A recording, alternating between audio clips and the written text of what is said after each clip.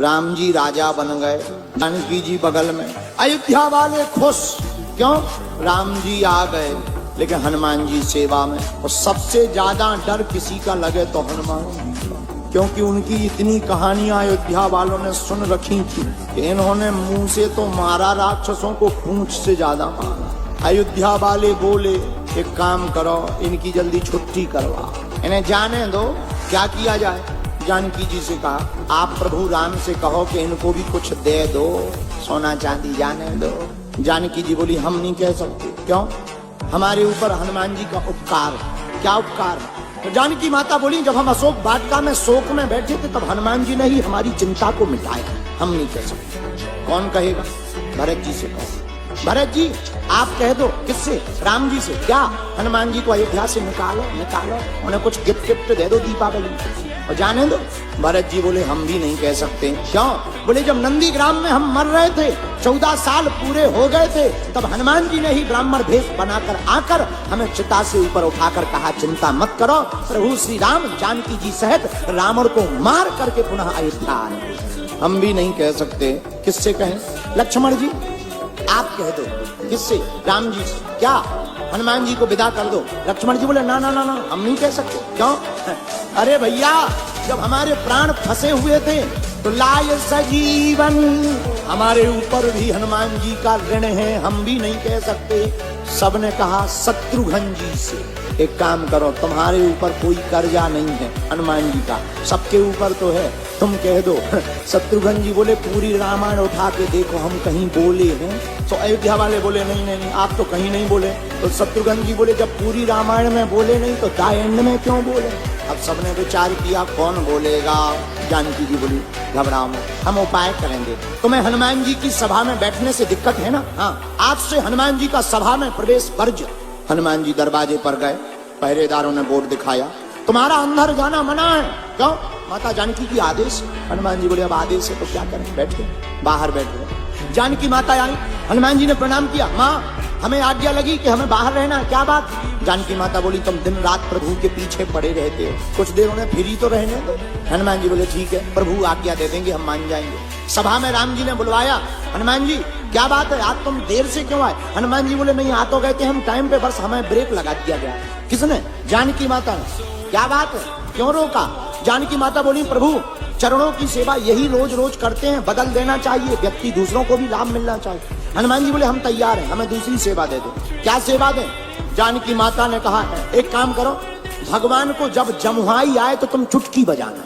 हनुमान जी बोले हम तैयार हैं। अब भगवान सभा में बैठे, हनुमान जी बुद्धिमताम वरिष्ठम, हनुमान जी ने बुद्धि लगाई कि भगवान उस तरफ देख रहे, कहीं वहीं अगर जमुहाई आ गई और चुटकी ना बजाई तो सेवा बेकार होगी। तो जिस तरफ राम जी मुंह करे हनुमान जी कूद के उसी तरफ पहुंच जाए। अब विचार करो, नीचे देखे बिना कोई कूदे और नीचे कोई बैठा हो, 2-2.5 घंटा में 20-25 लोग हॉस्पिटल पहुंचे। जानकी माता ने कहा ये क्या है? हनुमान जी बोले सेवा है। अब तो लोग राम जी का मुंह जैसे ही इस तरफ हो गए तो लोग पहले ही पीछे हो जाएंगे, कूदो। शाम हो गई, हनुमान जी अंदर जाने लगे राम जी के पीछे पीछे। जानकी माता ने रोक दिया, कहाँ जा रहे? बोले बा जमुहाई दिन में थोड़ी रात में भी तो आ सकती, और जमुहाई आएगी तो हमें चुटकी भी तो बजानी ही है। जानकी माता ने बोली नो नो नो, अंदर तुम्हारी एंट्री बरजत है, बाहर ही बैठो। हनुमान जी बेचारे बाहर बैठ गए, मन में सोचने लगे आज अंदर जाना मना है, क्या करें?